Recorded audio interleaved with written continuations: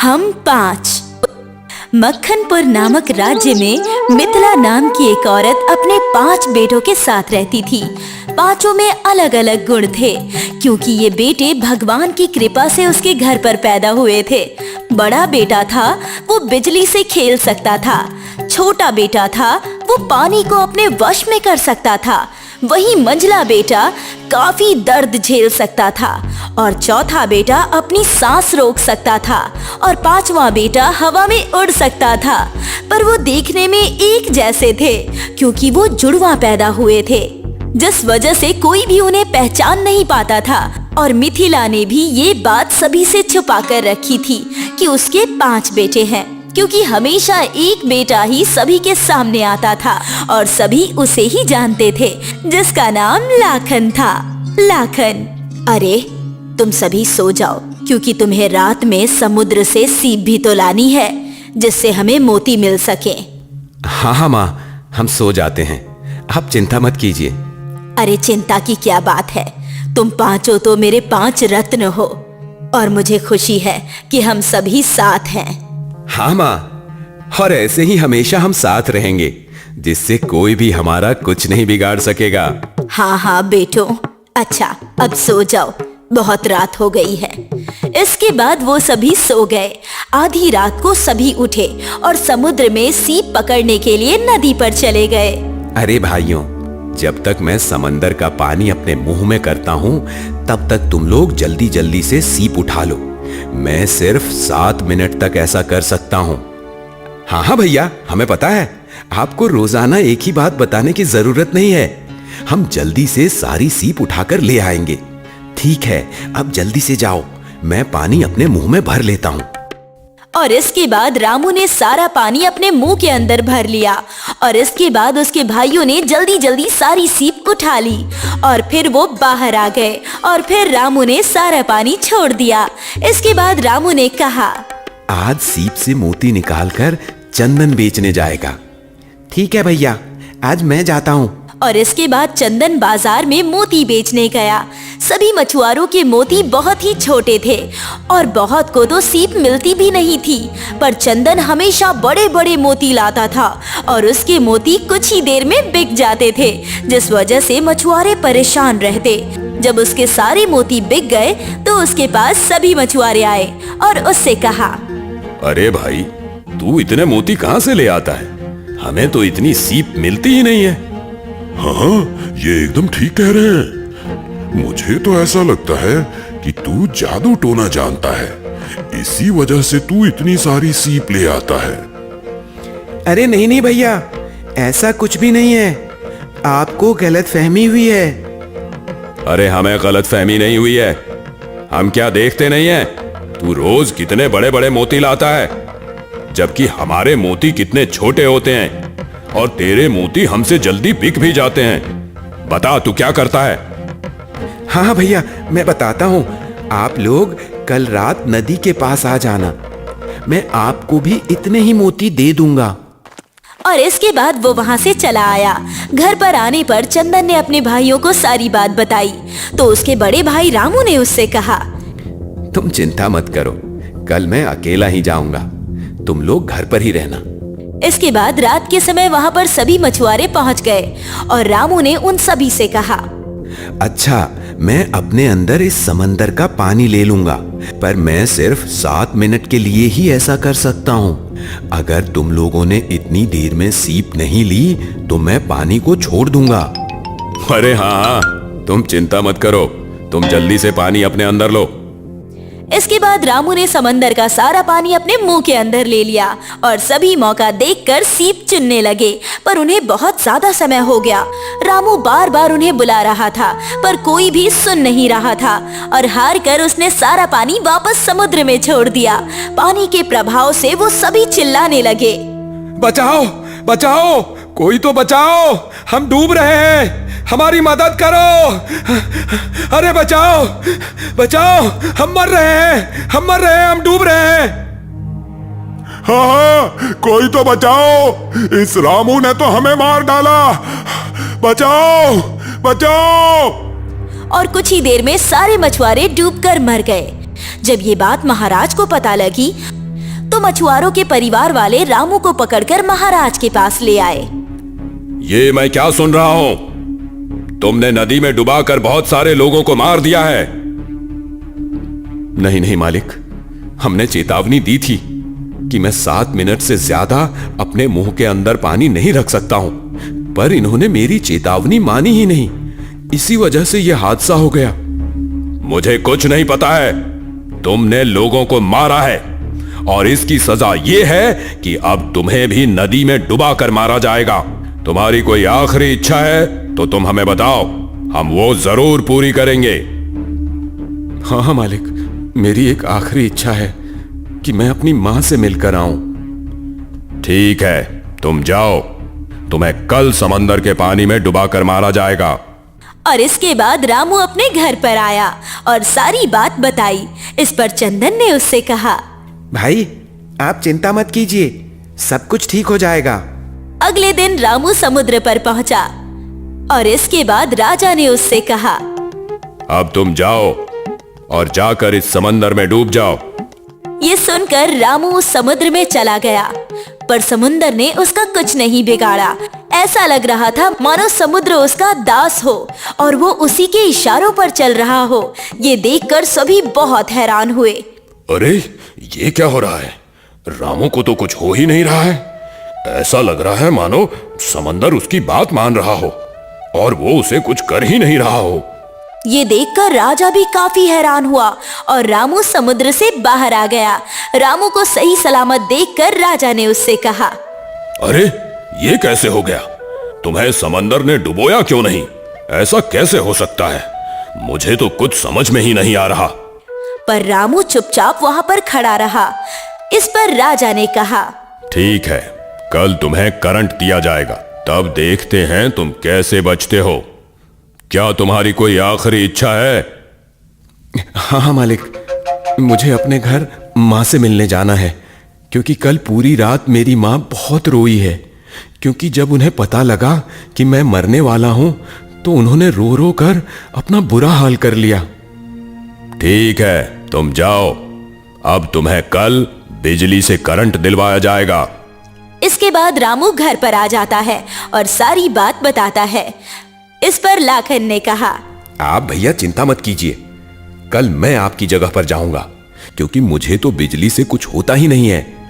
ये सुनकर सभी लोग बहुत खुश हुए और फिर अगले दिन रामू की जगह पर लाखन वहां पहुंच गया। और उसके बाद जैसे ही लाखन को करंट लगाया गया, उसे कुछ नहीं हुआ। उल्टा उस व्यक्ति को करंट लग गया जो लाखन को करंट लगा रहा था। मुझे तो बहुत मजा आ रहा है इस बिजली के करंट से। आहा, धम ता धम ता धन ता धन दिन ता धन दिन ता धन ता धन ता दिन दा। आहा, ये देखकर लोग बहुत हैरान हुए। लोगों को समझ में ही नहीं आ रहा था कि आखिर रामू को करंट क्यों नहीं लग रहा है। ये देखकर राजा भी बड़ा हैरान हुआ और इसके बाद लाखन वहां से आ गया। इस पर राजा ने कहा, अरे ये कैसे हो सकता है? तुम्हें करंट क्यों नहीं लगा? मुझे तो कुछ समझ में ही नहीं आ रहा है। आखिर ऐसा कैसे हो सकता है? पता नहीं महाराज, मुझे तो कुछ भी नहीं पता है। आपने खुद ही देख लिया कि बिजली ने मेरा कुछ नहीं बिगाड़ा। हाँ, ये तो मुझे भी पता है। ज्यादा चालाक मत बनो। अब तो मैं कल तुम्हें बताता हूँ। कल तुम्हें मार मार कर अधमरा कर दिया जाएगा, यानी कि तुम्हारी गर्दन काट दी जाएगी। तब देखते हैं तुम कैसे बच जाते हो। क्या तुम्हारी कोई आखिरी इच्छा है? हाँ महाराज, मैं फिर से अपनी माँ से मिलना चाहता हूँ, क्योंकि उनकी तबीयत बहुत ज्यादा खराब है। इस वजह से मैं आखिरी बार उन्हें देखना चाहता हूँ। ठीक है, तुम जाओ। कल तुम्हारे 2 टुकड़े किए जाएंगे। इसके बाद लाखन घर पर आ जाता है और सारी बात अपने घर वालों को बताता है। इस पर चंदन ने कहा, भैया कल मैं आपकी जगह पर जाऊंगा, क्योंकि आपको तो पता ही है कि मुझ पर मार का कोई असर नहीं होता है, ना ही मेरे टुकड़े हो सकते हैं। मैं बहुत ही मजबूत हूँ। हाँ, मुझे पता है। इसके बाद अगले दिन चंदन वहां पहुंच जाता है। उसके बाद जैसे ही एक आदमी चंदन के शरीर पर तलवार चलाता है, वो तलवार टूट जाती है, पर चंदन के शरीर को कुछ नहीं होता। ये देखकर राजा बहुत हैरान हुआ कि आखिर ये सब कैसे हो रहा है। और फिर सबसे अंत में राजा कहता है, अब इसे जमीन में गाड़ दिया जाएगा, जिससे ये जिंदा नहीं बच सकेगा। और इसके बाद राजा फिर उससे आखिरी इच्छा पूछता है और फिर से वो वही इच्छा बताता है। घर आने पर वो सारी बात अपने परिवार वालों को बताता है। इस पर रमेश कहता है, अब भैया मैं आपकी जगह पर जाऊंगा, क्योंकि मैं बहुत देर तक सांस रोक सकता हूँ। इसके बाद रमेश वहाँ पहुँच जाता है और उसे जमीन में गाड़ दिया जाता है। इसके बाद सभी वहाँ से चले आते हैं। जब रात होती है तो मिथिला अपने चारों लड़कों को लेकर वहाँ जाती है और जमीन खोदकर रमेश को बाहर निकाल लेती है और उनसे कहती है, अब हम ये गांव छोड़कर चले जाएंगे, हम दूसरे गांव में जाकर रहेंगे। इसके बाद पांचवा बेटा उन पांचों को एक बड़ी सी पोटली में रखता है और अपने कंधे पर बिठाकर उन्हें उड़ा ले जाता है और वो लोग गांव छोड़कर चले जाते हैं। लालची चूड़ी वाली। रवि जंगलों में लाख इकट्ठा करता था। वैसे लाख पेड़ों से जमा किया जाता है, पर लाख को लाख के कीड़े बनाते हैं जो पेड़ों से चिपके होते हैं। रवि ऐसे ही पेड़ ढूंढता था जिस पे लाख के कीड़े लगे होते थे।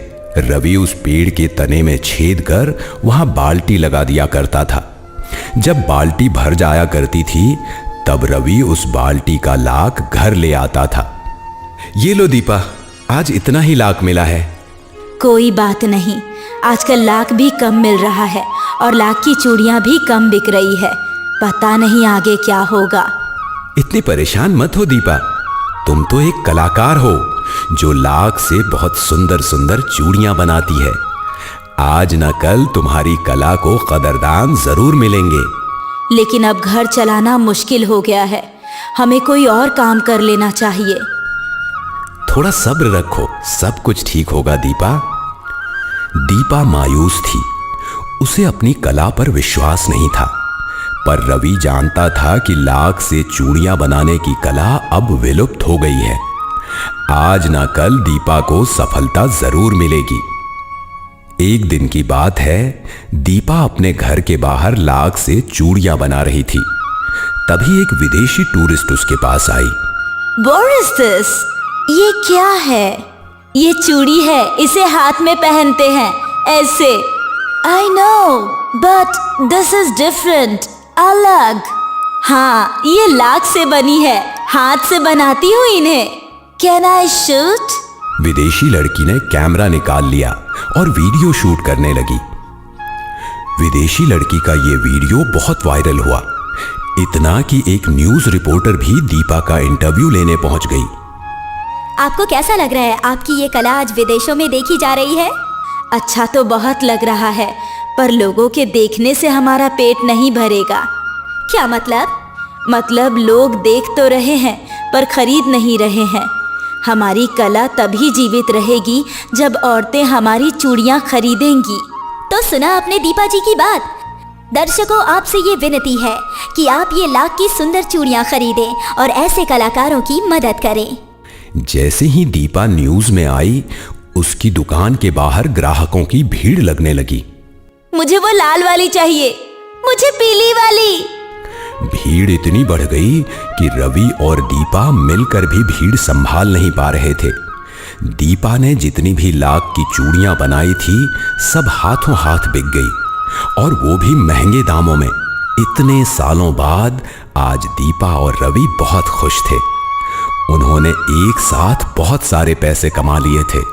कल सोच रहा हूं कि 2-3 लोगों को ले जाऊं। अब ज्यादा लाख चाहिए ना? हाँ हाँ, कभी सपने में भी नहीं सोचा था कि ऐसा होगा। सारी चूड़ियां बिक गई। मुझे पता था दीपा, लेकिन अब बस ज्यादा लाख मिल जाए। क्यों? कोई समस्या है क्या? हाँ, आजकल जंगलों में लाख के कीड़ों की गिनती कम हो गई है। शायद जंगल कम होते जा रहे हैं, इस वजह से कीड़ों की संख्या भी कम हो गई है। लेकिन हमें तो लाख की बहुत जरूरत है। देखते हैं क्या कर सकते हैं। अगली सुबह रवि 2 और लोगों के साथ जंगल गया और उसने लगभग सारे पेड़ों में छेद करके उन पर बाल्टी बांध दी और इंतजार करने लगा। शाम में जब उन्होंने बाल्टियां देखीं तो कुछ खाली थीं और कुछ आधी भरी हुई थी। चलो कम से कम इतना तो मिला। रवि ने सारा लाख दीपा को दे दिया। जितना मिला है ले आया हूं, बाकी बाल्टियां बांध दी है, उम्मीद है जल्द ही भर जाएगी। ठीक है। रवि को जितना लाख मिलता उससे दीपा चूड़ियां बनाकर बेचा करती थी, पर ग्राहक ज्यादा थे और लाख कम। दीदी, ये क्या, आज भी मुझे चूड़ियां नहीं मिली? कितने दिनों से आ रही हूँ, रोज मेरे ही समय में लाख खत्म हो जाता है। ऐसी कोई बात नहीं है, कल आपको पक्का चूड़ियां मिलेंगी, पक्का ना? हाँ। अब दीपा परेशान थी, बढ़ते ग्राहकों के लिए उसके पास लाख था ही नहीं। अब हमें कुछ तो करना पड़ेगा। मैंने कई और ठेकेदारों से भी बात कर ली है और किसी के पास लाख नहीं है। तो अब क्या होगा? एक रास्ता है। क्या? एक ठेकेदार बता रहा था उसके पास फैक्ट्री में बनने वाला नकली लाख है। नकली लाख? कह रहा था कि असली और नकली का फर्क कोई बता नहीं सकता, और चूड़ियां और भी सुंदर बनती है उस लाख से। एक बार कोशिश करके देख लें क्या? किसी को पता चल गया तो? हमारे अलावा यहाँ असली और नकली लाख की समझ किसे है? वो तो है। दीपा नकली लाख इस्तेमाल करने के लिए मान गई। अगली सुबह रवि नकली लाख ले आया और दीपा चूड़ियां बनाने लगी। नकली लाख हूबहू असली की तरह दिख रहा था और बहुत आसानी से दीपा ने उसकी चूड़ियां बना ली। आज मुझे चूड़ियां मिलेंगी ना? हाँ, जितनी चाहे उतनी मिलेंगी। मुझे तो लाल चाहिए, नीली, पीली, गुलाबी और हरी भी। ठीक है, अभी बनाती हूँ। दीपा ने उस औरत के सामने नकली लाख से चूड़ियां बनाई और वो चूड़ियां उसे बहुत अच्छी लगी। बहुत सुंदर है दीदी। औरत खुशी खुशी पैसे देकर चली गई। दीपा ने फिर नकली लाख की चूड़ियां ही बेचना शुरू कर दी। ग्राहक इस बात से खुश थे कि सभी को चूड़ियां मिल रही थी और दीपा और रवि मुनाफे से खुश थे। आज किसी को पता नहीं चला कि लाख नकली है। पता चलेगा भी कैसे? तुम्हारी चूड़ी बनती ही इतनी सुंदर है। वो तो है। कुछ दिनों तक दीपा का व्यापार बहुत अच्छा चला। फिर एक दिन एक बूढ़ी औरत दीपा के पास आई। बेटा, सुना है तुम लाख की चूड़ियां बनाती हो? हाँ माँ जी, बिल्कुल सही जगह आई हैं आप। मुझे 2 हाथ भर के लाख की चूड़ियां दे दे बेटी। वो क्या है कि मेरी बेटी की शादी है और हमारे घराने में लाख की चूड़ियों के बगैर शादी नहीं होती। अभी देती हूँ काकी, ये देखिए। दीपा ने बूढ़ी औरत को कई लाल रंग की चूड़ियां दिखाई। बूढ़ी औरत बड़ी गौर से चूड़ियों को देखने लगी। वो काफी देर तक चूड़ियां देखती रही। क्या हुआ काकी, कोई चूड़ी पसंद नहीं आई क्या? चूड़ियां तो अच्छी हैं, लेकिन इनमें लाख की चूड़ियां कहाँ हैं? ये सारी लाख की चूड़ियां तो हैं। बुढ़ापा मुझे आया है और आंख तुम्हारी कमजोर है बेटी। इनमें से एक भी चूड़ी लाख की नहीं है। क्या? ये देख, मेरी चूड़ियां लाख की है। इनमें अब भी लाख की खुशबू है। लाख कितना भी पुराना हो जाए, अपना गंध नहीं छोड़ता, और इन नई चूड़ियों में तो लाख की गंध ही नहीं है। दीपा परेशान थी। उसके माथे से पसीना छूटने लगा। तभी आसपास की सारी औरतों ने बूढ़ी औरत की चूड़ी सूंघी। सभी गंध सूंघकर हैरान थे। तो ये क्या है? जो भी हो, बस लाख नहीं है। दीपा बहन, ये सब क्या है? आप अब तक हम सबको धोखा देती आ रही थी। इसे तो हवालात में डाल देना चाहिए, धोखेबाज। नहीं, ऐसा मत कीजिए। मैं माफी मांगती हूँ, मुझसे गलती हो गई, माफ कर दीजिए। फिर कभी नकली लाख नहीं बेचूंगी, माफ कर दीजिए। सारी औरतों ने दीपा को बहुत खरी खोटी सुनाई। दीपा अपने किए पर शर्मिंदा थी। अगली बार कोई तुमसे चूड़ी खरीदेगा ही नहीं। ऐसा मत बोलिए, ये मेरी रोजी रोटी है। और तुमने अपनी रोजी रोटी के साथ ही बेईमानी कर दी। बहुत लालची हो तुम। सारी औरतें सुना सुना कर चली गई। दीपा नकली लाख की चूड़ियां बेचती है, ये बात गांव में फैल गई और उसी दिन से लोगों ने दीपा के पास आना बंद कर दिया। कोई दीपा की चूड़ियां नहीं खरीद रहा था। दीपा रोते रोते बेहोश हो गई। दीपा को होश आया तो रवि के साथ बिस्तर पर थी। वो रोते रोते उठी। क्या हुआ? हमें नकली लाख की चूड़ियां नहीं बेचनी चाहिए थी।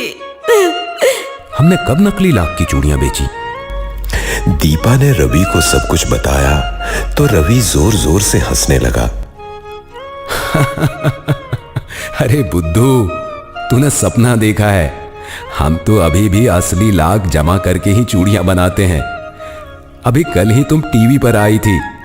कल मैं और आदमियों को जंगल ले जाऊंगा लाख जमा करने। क्या? इस सच जैसे सपने ने दीपा को बहुत बड़ी सीख दी थी कि लालच में आकर उसे कभी गलत रास्ते नहीं चुनने हैं। दीपा ने भगवान का धन्यवाद किया कि जो भी उसने देखा वो महज एक सपना था, एक बुरा सपना।